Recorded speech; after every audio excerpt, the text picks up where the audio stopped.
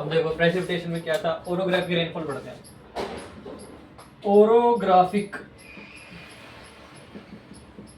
इसमें क्या होता है भाई, ओरोग्राफी के हिसाब से मतलब एरिया के हिसाब से होता है, ठीक है। पहाड़ है, ये विंडवर्ड साइड है, विंडवर्ड साइड, ये लीवर्ड साइड, जैसे आपको पता ही है भाई। बादल आ रहा था, बादल है, बारिश कर रहा है, इधर जा रहा है, इधर जा रहा है, यहाँ बरस गया, ठीक है मैक्सिमम। जब तक यहाँ है ना, इसके बारिश के पानी ही खत्म हो गया, बादल का बादल ही खत्म हो गया पूरा, तो क्या होगा भाई, रेन शेडो बन गया एरिया। रेन शेडो मतलब भाई इतनी बारिश होनी नहीं है यहाँ पे, ठीक है, बारिश ही खत्म होगी, इतनी बारिश होनी नहीं है, यही होगी जितना बरसना है। ये होता है ओरोग्राफी, ओरोग्राफी रीजन होते हैं, बेसिक्स आपको बता दिया। जैसे कि एग्जांपल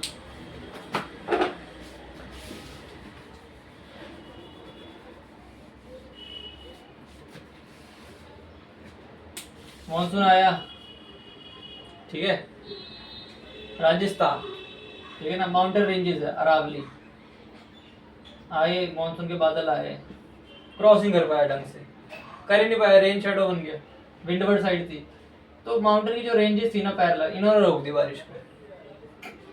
तो अब वहाँ पे कौन सा माउंटेन रेंज है पता होना चाहिए भाई, अरावली हिल्स, अरावली ने रोक दिया भाई, ठीक है। अब वहाँ पे माउंट आबू भी है, ठीक है ना, पता होना चाहिए भाई कहाँ है, राजस्थान में है। अब सबसे ऊंचा जो हाइट है माउंटेन रेंज की राजस्थान में, वो कौन सी है भाई, गुरु शिखर, गुरु शिखर है सबसे ऊंचा भाई, ठीक है ना, गुरु शिखर सबसे ऊंचा है राजस्थान में। आगे चले, और क्या भाई, जब बारिश खत्म होगी ना, जैसे माउंटेन था, ये क्रॉस करा बादल, विंडवर्ड साइड, लीवर्ड साइड, यहाँ कहते हैं बारिश खत्म होगी ना, इसको कहते हैं इन्वर्जन ऑफ रेनफॉल कहते हैं, इन्वर्जन ऑफ रेनफॉल। इन्वर्जन मतलब उल्टा हो गया, रेनफॉल का खत्म हो रही है। अब एक बेसिक से ट्रिक बताता हूँ मैं, ठीक है भाई, रट्टे मार मार के आपका दिमाग कोई फायदा नहीं भाई, दिमाग खराब कर रहे हो यार अपना। बेसिक से बताता हूँ भाई, जैसे आपने भाई मेनली ना कोई टर्म आया आपको नहीं पता, ठीक है, तो हर टर्म तो सबको पता नहीं होती यार, इतना कोई जीनियस नहीं बैठा दुनिया में, ठीक है। तो होता क्या है, अब याद रखो यार, इन्वर्जन ऑफ रेनफॉल है ना वर्ड, जैसे इन्वर्जन ऑफ रेनफॉल, तो आपको ना, आपको इंग्लिश वर्ड का मतलब समझो यार, इन्वर्जन मतलब उल्टा होना। ऐसे आपको हर चीज जितने भी आएंगे ना वर्ड्स आगे, इतने डेफिनेशन आएंगे अलग अलग, कहीं पे भी मान लो पूरी यूपीएससी प्रिपरेशन में आपको नहीं पता ना यार, आप आइडिया लगाओ यार कि भाई इंग्लिश वर्ड का मतलब ये होगा, ठीक है ना, जैसे कंडेंसेशन है, ठीक है, जैसे कंडेंसेशन है, कंडेंसेशन। अब आपको यार क्या पता क्या है भाई, हमने तो रट्टा मार लिया, मतलब क्या समझ लिया भाई, इंग्लिश वर्ड का मतलब समझो ना भाई। जो वेस्टर्न बंदे जिन्होंने टर्म बनाई उनको इंग्लिश ही आती है, उन्हें कुछ उनको मतलब होगा इस वर्ड का मतलब, तो उन्होंने उससे जोड़ दिया साइंटिफिक। जैसे कंडेंसेशन, कंडेंस, कंडेंस वर्ड था ना, कंडेंस मतलब क्या होता है, गाढ़ा होना भाई, गाढ़ा। अब गाढ़ा कर दिया आपने, ठीक है ना, हवा पहले खुली थी, उसमें पानी था, उसको गाढ़ा कर दिया, जोड़ दिया, जब जोड़ दिया इसमें वाटर वेपर जो थे, उसको पानी बन गया, जोड़ दिया, जुड़ गया ना पानी, कंडेंसेशन होगी। समझ गए ना, वर्ड वर्ड समझो यार, वर्ड का मतलब क्या है, इंग्लिश वर्ड का मतलब समझो तो आइडिया लग जाता है क्या हो सकता है, तुक्का ही मारो, फ्री निकल जाए शायद। अच्छे समझना तो वही मतलब है, समझ लो। चलो आपको आइडिया दे दिया भाई, तो पता, चलो आगे बढ़ते हैं। अब क्या है,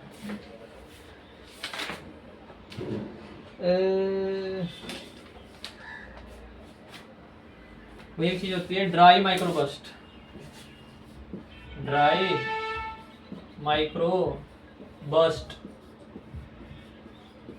एक होता है वेट माइक्रोबर्स्ट, वेट माइक्रोबर्स्ट। अब आया क्या भाई, जैसे पहले बोला आपको, ठीक है ना, कहाँ थे भाई, ड्राई माइक्रोबर्स्ट, एक वेट माइक्रोबर्स्ट। ड्राई का मतलब क्या है,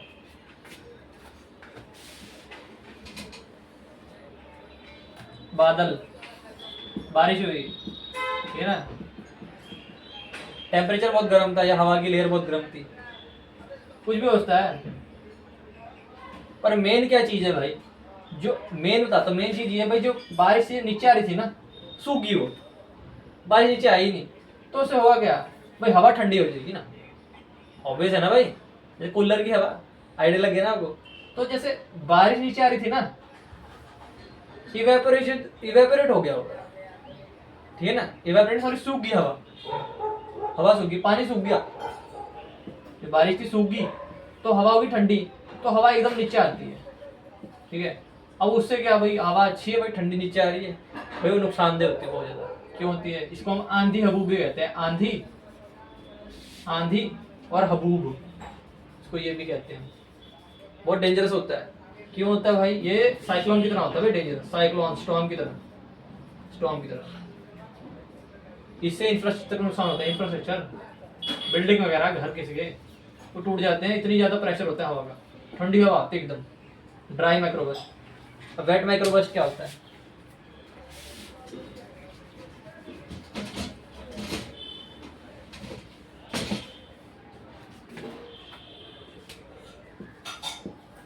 ये कोई पॉइंट जो छोड़ा,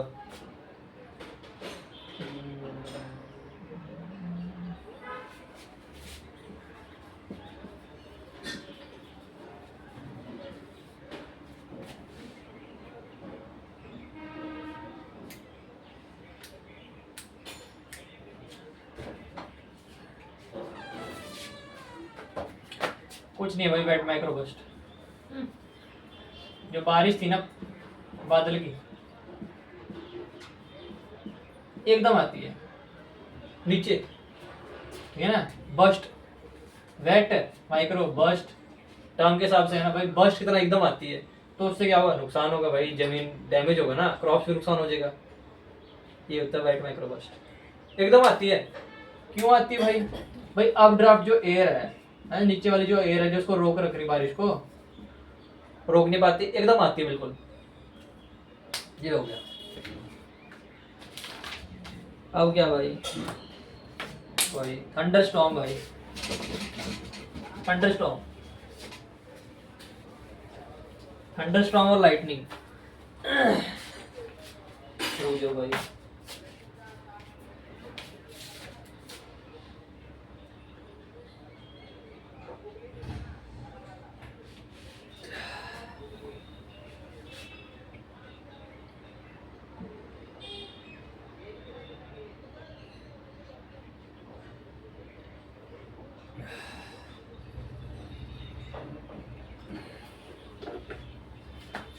पानी पीना था भाई, गला सूख गया भाई, बोल बोल के, खड़े होकर पानी पीने चाहिए भाई, तो बैठ के पीता, ठीक है, मैं तो बैठ ही गया था भाई, अच्छा नहीं होता है इसके लिए भाई, बोलते नहीं, सुना नहीं घर पे। हाँ कहाँ थे भाई, thunder storm, thunder storm sorry, क्या है topic, thunder and lightning, thunder and lightning,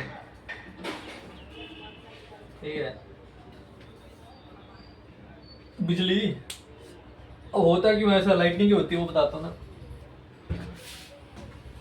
है तो प्रेसिपिटेशन ही है, बारिश ही है, इसलिए मैं तो, होता क्या है भाई, बादल है, बड़ा बादल बना के दिखा रहा है, ठीक है, तो हो गया क्या भाई, बारिश हो रही है, ठीक है, जो आपके जो वो थे वाटर ड्रॉपलेट थे नीचे आ रहे हैं, बारिश हो रही है।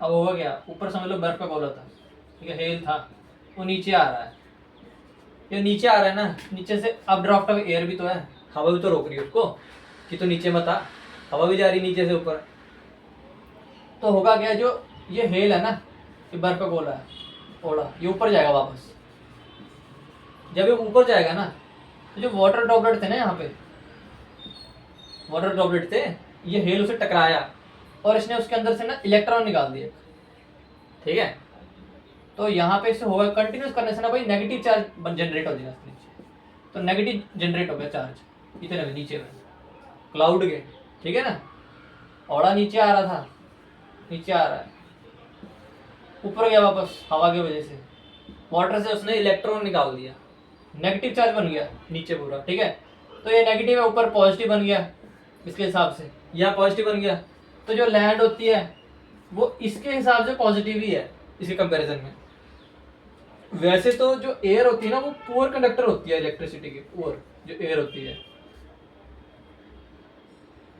क्या लिख दिया, पुअर एयर, पुअर कंडक्टर होती है इलेक्ट्रिसिटी की जो एयर होती है। पर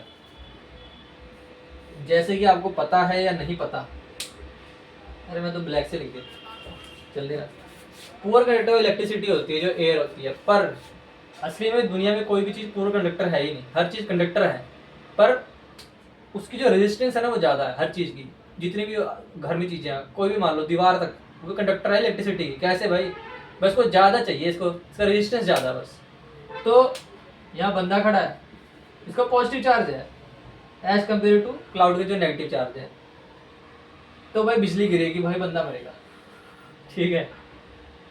और आप कहोगे इसकी कितनी रेंज होती है, भाई इसकी रेंज भाई 9 से 10 किलोमीटर तक भी हो सकती है लाइटनिंग, कितनी रेंज होती है।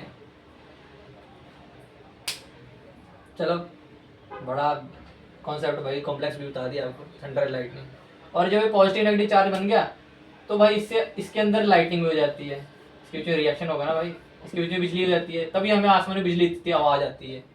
और जो थंडर है ना, थंडरिंग असली में साउंड को कहते हैं, थंडरिंग, जो थंडरिंग है वो साउंड का है, साउंड का नाम है थंडरिंग, जो होता है ना बिजली कड़कना, साउंड को बोलते हैं। और लाइटनिंग जो बिजली है दिखती है, जो कलर है वो लाइटनिंग होता है।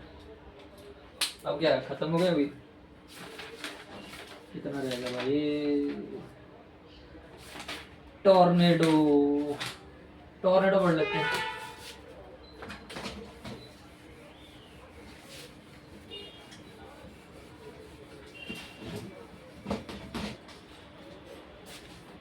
टॉर्नेडो बहुत ईजी चीज है भाई, कोई हार्ड नहीं इसमें।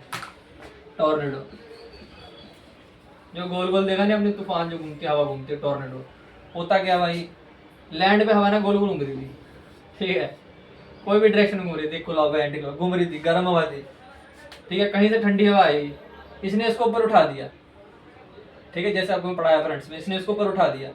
अब जब इसको बहुत ज़्यादा ऊपर उठाई जाएगी, टॉर्नेडो बन जाएगा, यही है टॉर्नेडो। अब कंसेप्चुअली बता दिया मैंने आपको।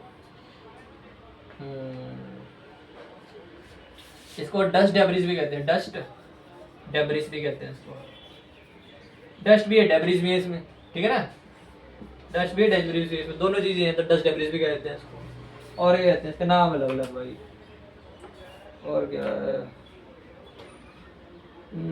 क्या हो गया, डस्ट डेविल कह देते हैं भाई, डस्ट डेविल।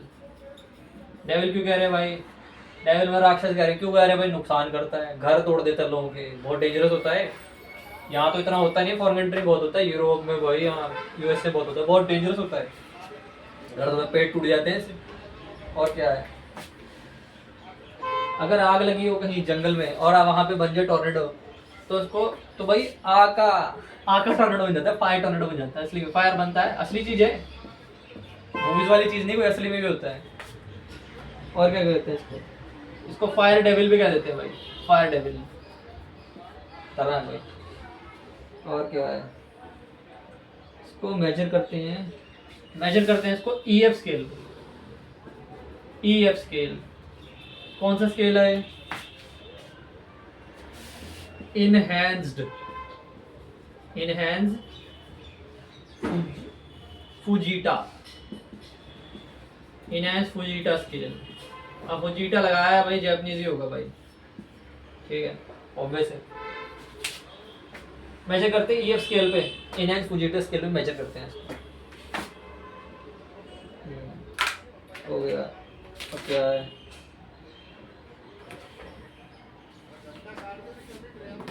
वो टेढ़ा हो गया, बहुत टेढ़ा हो।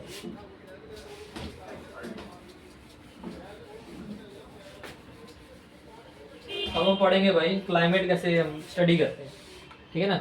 2-3 तरह के अप्रोच हैं, ठीक है, जेनेटिक अप्रोच क्लाइमेट स्टडी करने की, ठीक है, जेनेटिक अप्रोच, जेनेटिक मतलब कुछ जेनेटिक से रिलेटेड होगा, क्या क्या आता है इसमें टेम्परेचर और लैटिट्यूड दोनों की स्टडी करके इस अप्रोच में यूज करते हैं, दोनों की स्टडी करते हैं, टेम्परेचर और लैटिट्यूड की, उसके हिसाब से है। और क्या है, प्रिसाइज नहीं होता। क्यों नहीं होता? लैटिट्यूड से और टेम्परेचर थोड़ी सब कुछ हम स्टडी कर लेंगे क्लाइमेट का, हर चीज थोड़ी स्टडी कर लेंगे। ये होगी खत्म। अगली क्या, अगली है अप्लाइड अप्रोच। अप्लाइड, अब अप्लाइड अप्रोच में क्या है भाई, एक और भी नाम है, टेक्निकल भी कहते हैं इसको, टेक्निकल अप्रोच। ये न्यू है, ये खत्म हो गया जेनेटिक, ठीक है ना।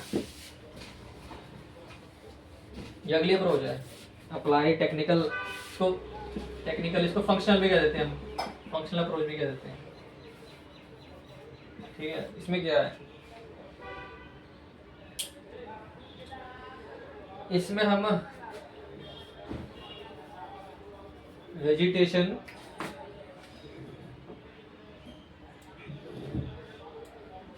ये जो स्टडी करते हैं कि भाई क्लाइमेट का इफेक्ट क्या है वेजिटेशन पे, है ना, क्लाइमेट का इफेक्ट क्या है वेजिटेशन पे, हम इसमें स्टडी करते हैं इस अप्रोच में। और क्या करते हैं इसमें, वेजिटेशन, हीट, मॉइस्चर, इन सब का रिलेशन देखते हैं हम, क्या रिलेशन चल रहा है, ठीक है। अगला क्या है, empirical approach. Vegetation, heat, moisture का रिलेशन देखते हैं, ठीक है ना, और क्लाइमेट इफेक्ट देखते हैं वेजिटेशन पे। अगला क्या है, एम्पेरिकल अप्रोच। एम्पेरिकल,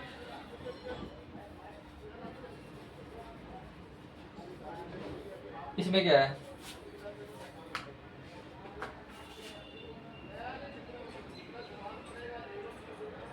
ये भी सिमिलर से सारे हैं, बेस्ड ऑन, इस पे बेस्ड है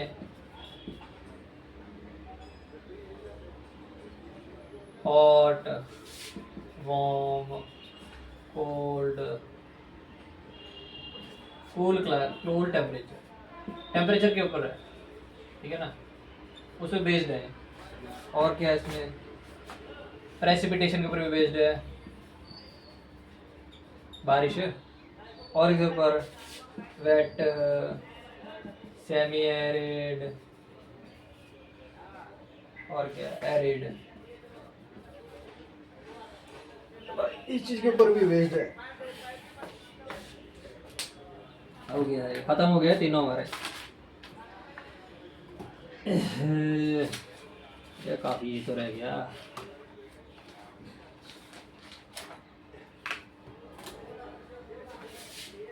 ये होगी। अब इसके हम पढ़ेंगे कोईपन क्लासिफिकेशन। कोईपन साइंटिस्ट है, ठीक है, जर्मन फ्रेंच साइंटिस्ट था कोईपन।